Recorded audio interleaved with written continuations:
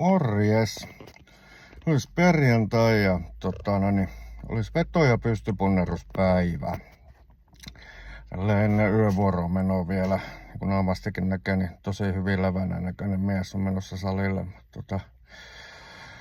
Joo, tarkoitus olisi ottaa 8 kertaa kakkosia.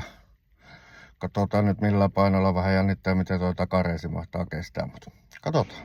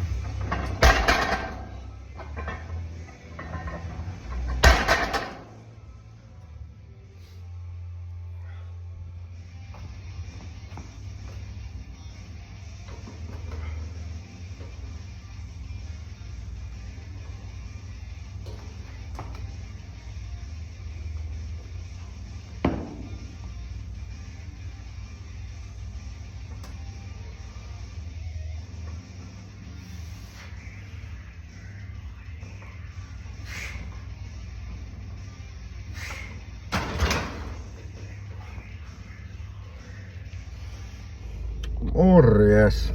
Nonni. Treenit tuli tehty ja pystypunneruksen mä vaihdon penkkiin. Otin siinä kans 8 kertaa kakkosia.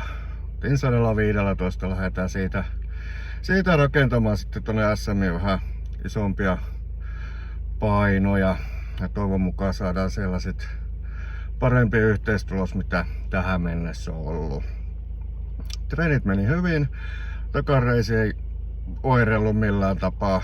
Niin vuosissa vähän meinas nippasta, mutta ei sikään mitään menoa haitannut vielä ainakaan. Mutta ei mitään, tämä lähtee yövuoroon ja katsotaan jos huomenna olisi virtaa käydä vielä vähän jotain jämätreeniä tekemässä. Moro!